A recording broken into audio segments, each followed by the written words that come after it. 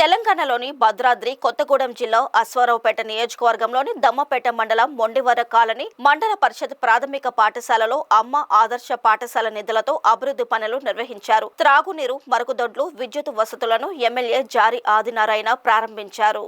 ఈ సందర్భంగా ఎమ్మెల్యే మాట్లాడుతూ ఇప్పటి వరకు నిర్లక్ష్యానికి గురైన ప్రభుత్వ పాఠశాలల్లో ఇందిరమ్మ బడిబాటతో వసతులు కల్పిస్తున్నామని గుర్తు చేశారు. ప్రభుత్వ సహకారంతో తాను ప్రత్యేక చొరవ తీసుకుని విద్యారంగంలో సమూల మార్పులు తీసుకొస్తున్నామని వివరించారు. తద్వారా పటిష్టమైన విద్యా వ్యవస్థను రూపొందించడానికి కృషి చేస్తున్నట్లు ఆయన తెలిపారు.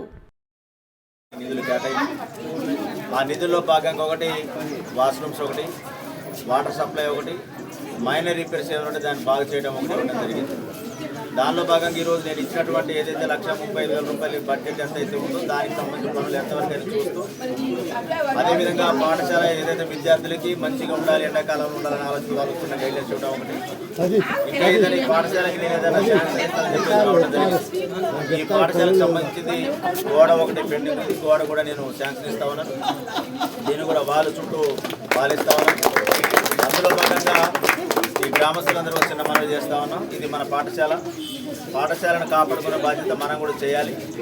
గుడి, బడి అనేది 2 ప్రాథమిక అంశాలు. మనం గ్రామం అనగానే పాఠశాలను కూడా మనం కాపాడుకునే బాధ్యత మనమే చేసుకోవాలి. ఎందుకంటే ఈ నెల 23వ తారీఖు నుండి మళ్ళీ 24 సెలవులు వస్తాయి. టీచర్లు అందరూ వెళ్ళిపోతారు. మళ్ళీ పాఠశాలని కాపాడాల్సిన బాధ్యత గ్రామస్తుల మీద ఉంటుంది.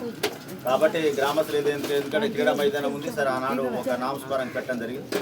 సరే, ఇక్కడ ఏదైనా డెవలప్మెంట్ చేయాలన్నా కూడా అది కూడా కొంత ఆటంకం అయ్యే అవకాశం ఉంటుంది. కాబట్టి మీరు కూడా సహాయ సహకారాలు అందించాలి.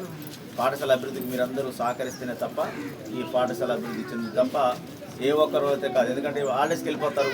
మళ్ళీ వచ్చే లోపల మళ్ళీ పెంకులు ఊడిపోవటమో లేకపోతే గోడలు పగిలిపోవడం ఇవన్నీ చేస్తే మనం మళ్ళీ పాత తరహా వెళ్ళే అవకాశం ఉంటుంది. కాబట్టి దీని అంతా కాపాడే బాధ్యత మీరే తీసుకోవాలని చెప్పేసి కోరుతూ